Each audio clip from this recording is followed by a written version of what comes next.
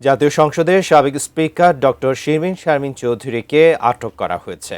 সোমবার দিবাগত রাত 4:30টার দিকে রাজধানীর ধানমন্ডির বাসা থেকে শিরীন শারমিন চৌধুরীকে আটক করে ঢাকা মহানগর গোয়েন্দা পুলিশ ডিবি।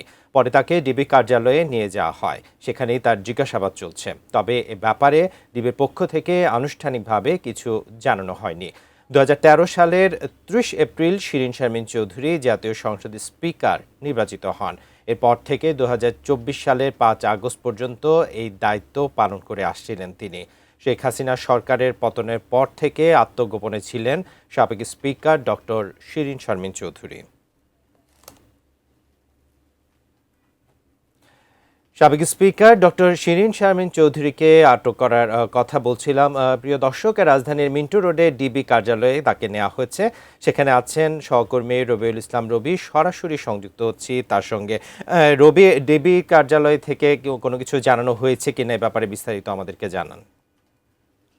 হ্যাঁ, বান্না, ডক্টর শিরীন শারমিন যিনি জাতীয় সংসদের সাবেক স্পিকার ছিলেন, ওনাকে আটকের পরে মিন্টু রোডের ডিবি অফিসে ওনাকে আনা হয়েছে এবং ওনাকে জিজ্ঞাসাবাদ করা হচ্ছে, এমনটি তথ্যই আমাদেরকে জানিয়েছে ডিবি কার্যালয় থেকে। তবে তার বিরুদ্ধে যে মামলাটি রয়েছে সেটি হচ্ছে রংপুরের স্বর্ণ শ্রমিক মুসলিম উদ্দিন হত্যার একটি মামলা রয়েছে। একই মামলায় সাবেক বাণিজ্যমন্ত্রী টিপু মুন্সিও কিন্তু গ্রেপ্তার হয়ে কারাগারে আছেন। কিন্তু ওনাকে এই মামলাতেই গ্রেপ্তার দেখিয়ে আদালতে তোলা হবে কিনা সে বিষয়টি কিন্তু এখন পর্যন্ত নিশ্চিত করেনি ডিবির পক্ষ থেকে। উনি 2013 সালের প্রথম স্পিকার নির্বাচিত হন। এরপর থেকে টানা 4 বার জাতীয় সংসদের স্পিকার হিসেবে দায়িত্ব পালন করেন। গত দ্বাদশ সংসদ নির্বাচনে রংপুর 6 আসন থেকে উনি সংসদ সদস্য নির্বাচিত হন। এই 5 আগস্টের আগে যে 2023 সালে যে নির্বাচন হয়েছিল সেই নির্বাচনেও কিন্তু উনি স্পিকার হিসেবে নির্বাচিত হয়েছিলেন এবং স্পিকারের দায়িত্ব পালন করেছিলেন।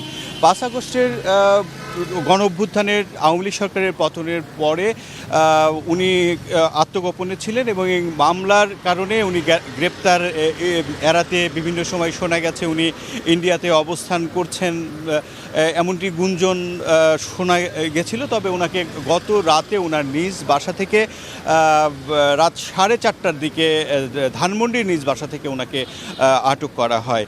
তবে রংপুরে যে হত্যাকাণ্ডটি রয়েছে সেই হত্যাকাণ্ডের মামলায় যদি ওনাকে আটক দেখানো হয় সেক্ষেত্রে ওনাকে রংপুরের কোনো আদালতে তোলা হবে কিনা বা ঢাকার কোনো নতুন মামলায় গ্রেপ্তার দেখিয়ে ওনাকে আদালতে তোলা হবে কিনা সেই বিষয়টি কিন্তু এখন পর্যন্ত নিশ্চিত করে বলা যাচ্ছে না।